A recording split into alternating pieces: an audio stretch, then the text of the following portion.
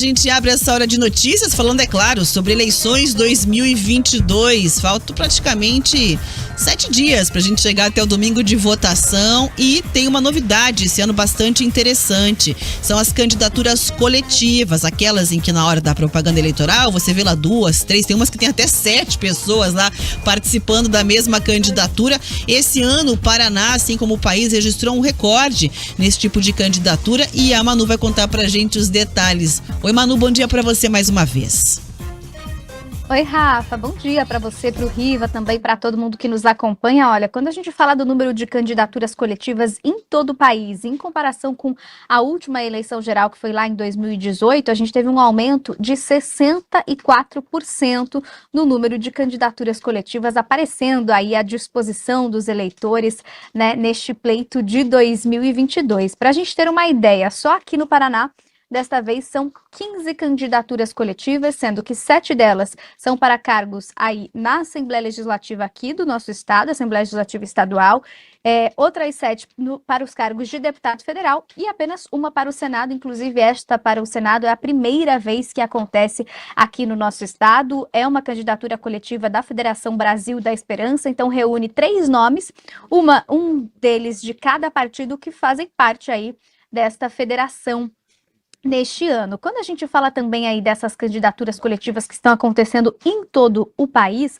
a maior parte delas são sim referentes a cargos nas Assembleias Legislativas Estaduais, cerca de 34% são para cargos de deputados federais e apenas 2% para uma vaga no Senado. Então você vê que é bem menos comum aí, por isso que é a primeira vez que acontece aqui no nosso estado também. E aí quando a gente fala de mandatos coletivos, ainda causa um estranhamento, viu, para grande parte dos eleitores, e isso é normal porque é uma coisa bem comum. A primeira vez que aconteceu de um mandato coletivo ser de fato eleito aqui no nosso país foi em 2016, em uma cidade do estado de Goiás, quando aconteceu para a Câmara Municipal da cidade de Alto Paraíso. Um grupo de 6 vereadores foi eleito, então, para um cargo na Câmara de Vereadores por lá. Então, isso é bem recente e mesmo isso tendo acontecido já em 2016, foi apenas no ano passado que o Tribunal Superior Eleitoral permitiu que, de fato, durante a campanha eleitoral, essas candidaturas utilizassem o nome como mandato coletivo. Mesmo assim, mesmo com esta liberação, ainda não existe uma regulamentação para os mandatos coletivos, não existem regras que definam exatamente como é que tem que funcionar a campanha ou depois, até um eventual mandato em caso de eleição, né, em caso de que este grupo aí de políticos ganhe esse pleito. Então, aqui no estado do Paraná são 15 disputando uma vaga neste momento, e aí geralmente o que acontece, mesmo sem ter essa regulamentação, só para quem nos acompanha entender, é que esse grupo de políticos que está disputando por apenas uma vaga, caso eles sejam eleitos, eles vão disputar, vão dividir aí todas essas responsabilidades e também vão dividir, é claro, o salário para esta vaga. Então, se a gente fala de uma proposta de lei, por exemplo, eles vão debater dentro do grupo, dentro desse mandato coletivo, antes de apresentar lá na Casa Legislativa, e aí quando tem votação também, é claro que eles vão também discutir aí qual que vai ser o posicionamento do grupo perante aquilo que está sendo proposto nas casas legislativas. Então, é para a gente ficar atento, acompanhar de perto aí também, né? Estamos na reta final das eleições e aqui no Paraná nós temos 15 mandatos coletivos disputando aí uma vaga junto com os eleitores. Volto com vocês.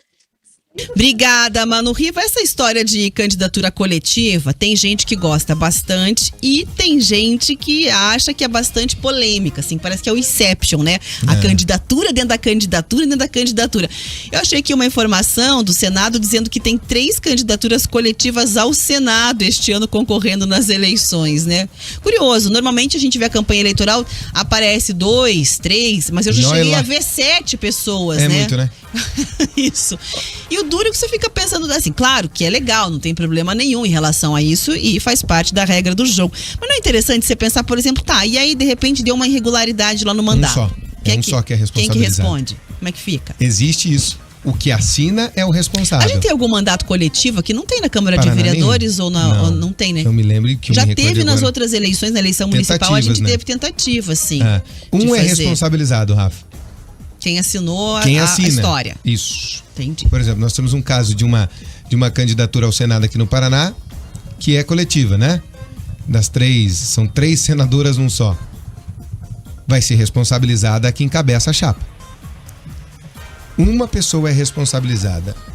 O direito, claro, quando você tem um crime, ele é personalíssimo, então aquela pessoa não é um mandato, é aquela pessoa, perde o mandato, perdem todos. Se isso acontecer, é assim que funciona na prática. Ó, a vai Manu funcionar, né? tá informando aqui que tem na Câmara de Vereadores, tem um em Ponta Grossa. Parece que a ideia não pegou muito no Paraná, então pelo menos nas eleições municipais. Tudo que a pessoa quer é poder, vai dividir o poder.